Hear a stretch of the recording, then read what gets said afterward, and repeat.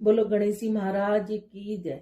एक दिन गणेश जी का मेला लग रहा था, सब कोई मेले में जा रहे थे। एक छोटी सी लड़की थी, उसने अपनी माँ से जिद करने लगी, मैं तो मेले में जाऊंगी। वह बोली, माँ बोले कि बहुत भीड़ होगी, किधर तू गिर पड़ जाएगी, पर नहीं मानी। तो उसने माँ से 2 लड्डू और 1 घंटी में पानी लिया। बोली, 1 लड्डू तो गणेश जी को महाराज को खिलाकर पानी पिला देना, दूसरा लड्डू तू खाकर पानी पी लेना। लड़की मेले में चली गई। मेला खत्म होने पर सब अपने अपने घर आने लगे। लड़की वहीं बैठ गई। वह बोली, 1 लड्डू तुमको, 1 लड्डू मुझको। इस तरह सारी रात बीत गई।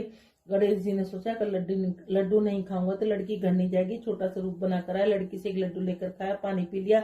कहा कि कुछ मांग ले। लड़की बोली, अन्न मांगू, धन मांगू, लक्ष्मी मांगू, नौखंड महल मांगू, बांदी मांगू, खूंटी हार, शेष भरतार, रुंझुन बैल, बस इतना ही मांगू। गणेश जी बोले, छोटी सी दिखती है पर सब कुछ मांग लिया, अब तेरे घर जात सब कुछ मिलेगा। घर आई तो लड़की की माँ बोली, इतनी देर कहाँ लगाई। लड़की कहने लगी, मैं गणेश जी को लड्डू खिलाकर पानी पिलाकर गणेश जी महाराज की कृपा से सब कुछ हो गया।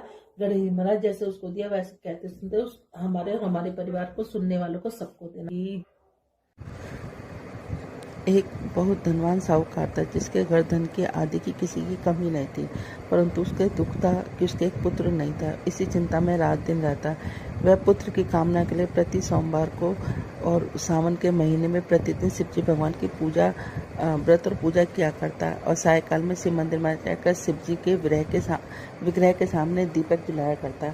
उसके इस भक्ति भाव को देखकर एक समय पार्वती जी शिवजी महाराज से कहने लगी कि यह साहूकार आपका अनन्य भक्त है, सदैव आपकी व्रत और पूजा में बड़ी श्रद्धा से करता है, इसकी मनोकामना पूरी करो। शिवजी ने कहा, पार्वती, यह संसार कर्म क्षेत्र है। जैसे किसान खेत में बीज बोता है वैसा ही फल काटता है, उसी प्रकार संसार में जैसा कर्म करते हैं वैसा ही फल मिलते हैं।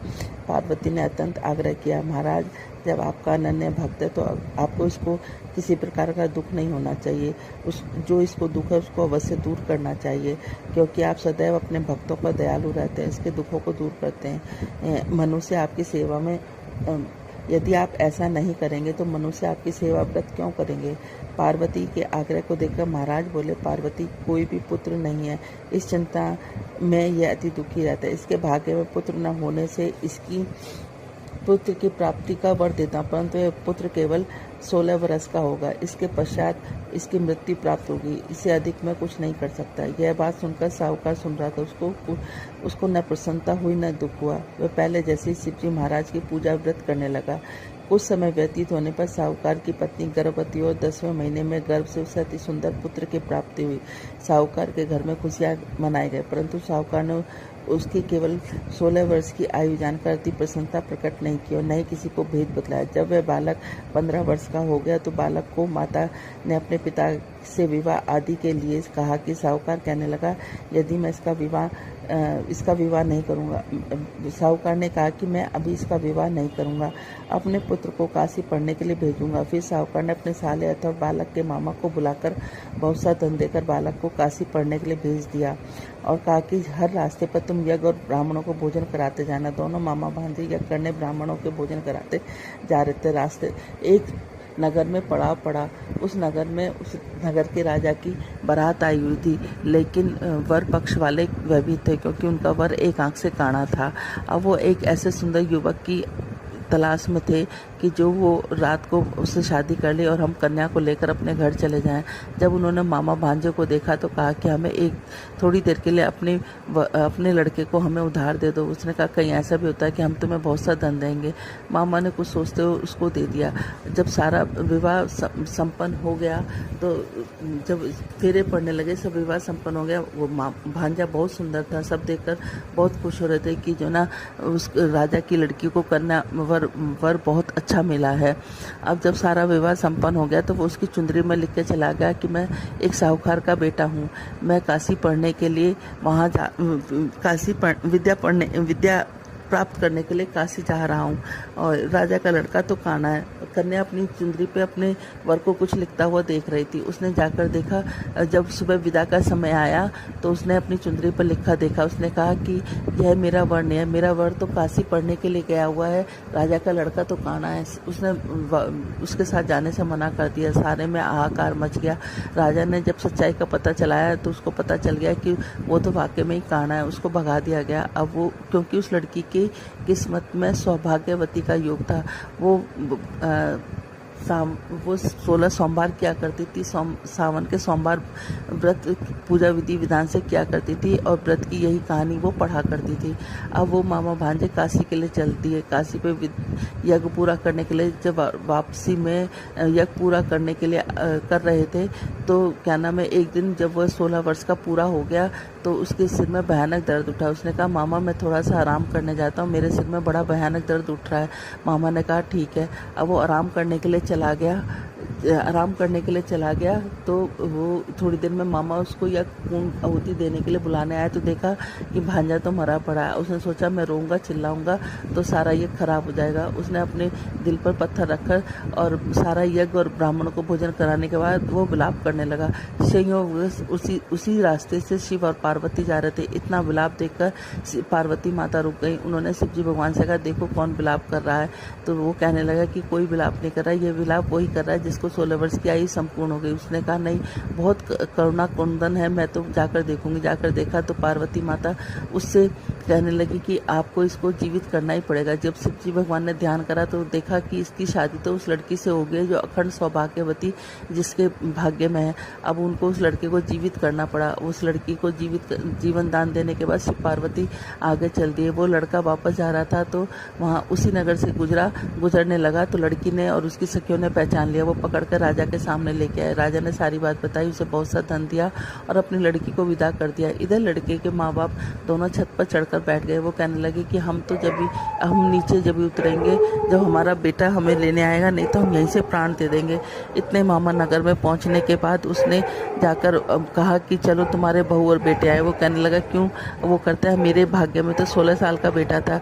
मामा ने उसको सारी बात बताई। कहने लगा कि जो ना अखंड सौभाग्यवती लड़की की शादी होने की वजह से तुम्हारे बेटे की आयु पूरी लंबी हो गई है। अब दोनों सेठ सेठानी नीचे उतरे। उन्होंने अपने बेटे और बहू को खूब आदर सत्कार के साथ किया और कहा कि जो भी सावन के महीने में इस कहानी को रोज पढ़ेगा सुनेगा उसको भी अखंड सौभाग्यवती का फल मिलेगा और साथ में पुत्र पौत्र का फल मिलेगा।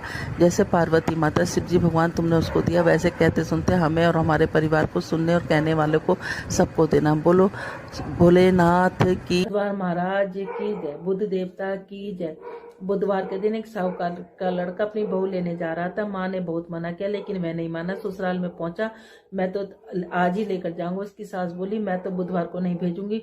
वह नहीं माना, बुधवार को विदा करा के ले आया। रास्ते में बहू को प्यास लगी, बोली मैं तो पानी पीऊंगी। वह पानी पीने चला गया। बुधवार ने उसका रूप धरकर पानी ले आया। बहू ने पानी पी लिया। बहू पास में बैठ गई। वह पानी लेकर आया। तू कौन है? मैं तेरी बहू। तो मैं बुध हूँ, मैं तेरी बहू। तो बहू बोली मेरा पति तो यही है। अब पंचायत होगी। सारी बातें सुनकर पंच बोले तुम्हारा पति कौन? बुध का हाथ पकड़कर कहा ये मेरे पति है। उसका पति रोने लगा। पंच ने करवा मंगवाया, कहा कि जो मच्छर बनकर करवे के मुंह में निकल जाएगा उसका पति रहेगा। मच्छर बनकर करवे के मुंह में घुस। बुध देवता मच्छर बनकर करवे के मुंह में घुस गए। करवा बंद कर दिया। पंच बोले तुमने बुध नहीं माना इसलिए बुध ने ही नाटक दिखाया।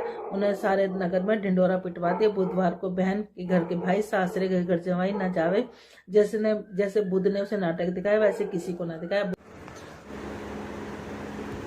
राधे राधे। आपके चैनल में, राधे सखिया चैनल में आप सब लोगों का स्वागत है। भगवान से प्रार्थना करते हैं आप सब लोग अपने घर में सुरक्षित होंगे, सुखी होंगे। बोलो राधे राधे। ये जो सावन महात्म की कड़ी चल रही है उसमें 26वां अध्याय।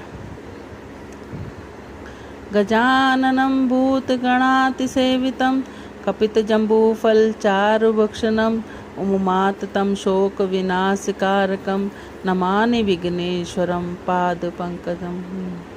कर्पूरगौरं करुणावतारं संसारसारं भुजगेन्द्रहारं सदा वसन्तं हृदयारविन्दे भवन भवानी सहितं नमामि। त्वमेव माता च पिता त्वमेव बन्धु च सखा त्वमेव विद्या धर्मं त्वमेव सर्वं मम देव।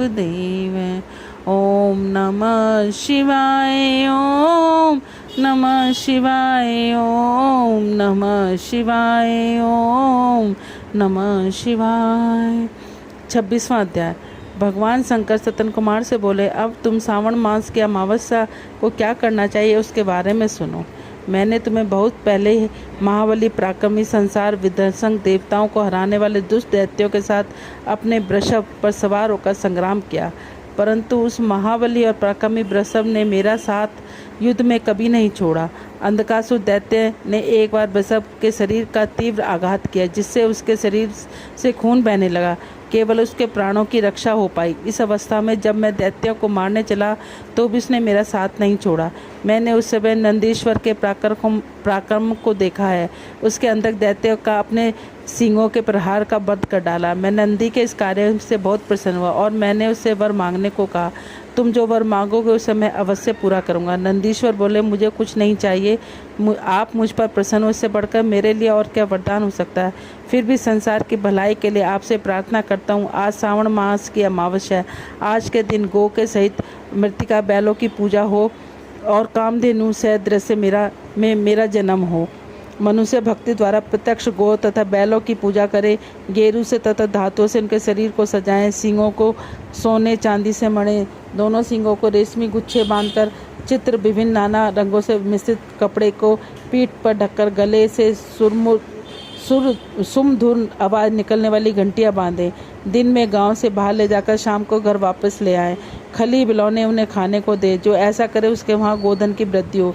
मैंने वृषभ का, तुमने जो मांगा वह सब तुमको अवश्य मिलेगा। जो वृषभ आज के दिन किसी काम में न लगाया गया हो, केवल भूसा खाता हो, पानी पीता हो, उसे पोल कहते हैं। उसी के नाम से आज का दिन भी पोल कहा जाएगा।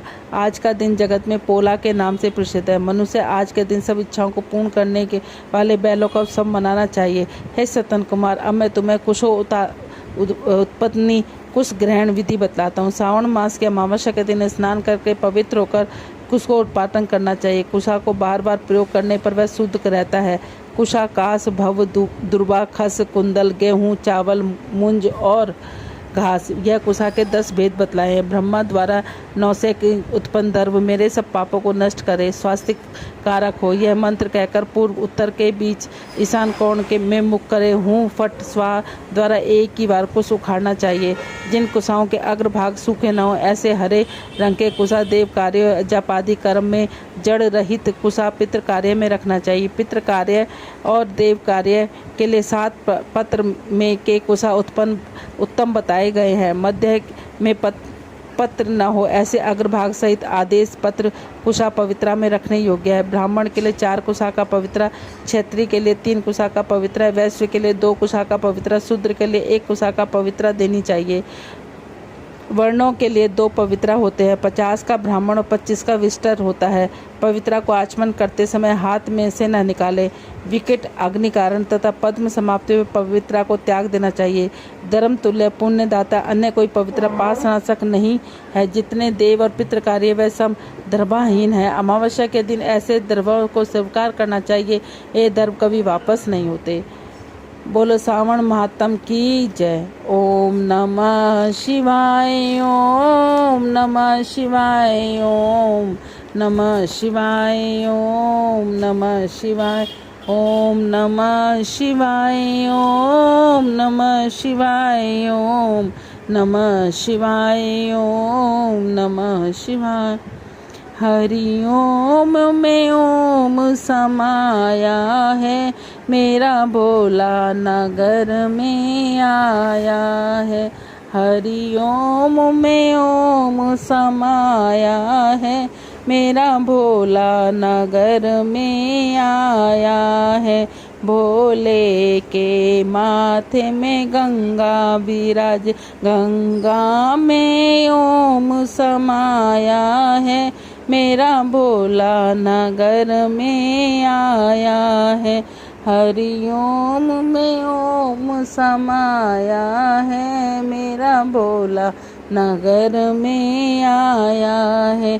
भोले के माथे पे चंदा विराजे, चंदा में ओम समाया है, मेरा भोला नगर में आया है।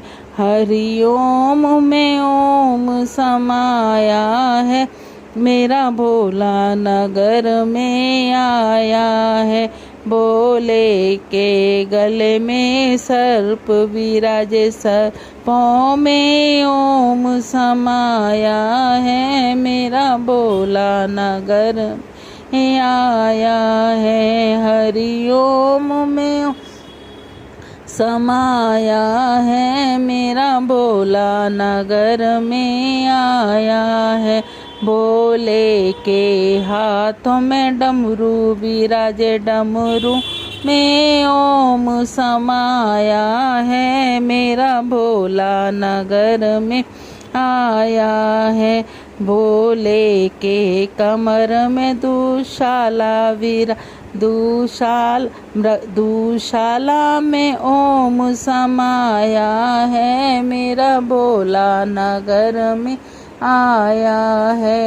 हरि ओम में ओम समाया है, मेरा भोला नगर में आया है। भोले के संग में गौरा विराजे, गोदी में गणपत समाया है, मेरा भोला नगर में आया है। हरि ओम में ओम सम है, मेरा भोला नगर में आया है। भोले के द्वारे पे नंदी वीरा, नंदी पे ओम विराजे हैं, मेरा भोला नगर में आया है। हरि ओम में ओम समाया है, मेरा भोला नगर में आया है। बोलो राधे राधे।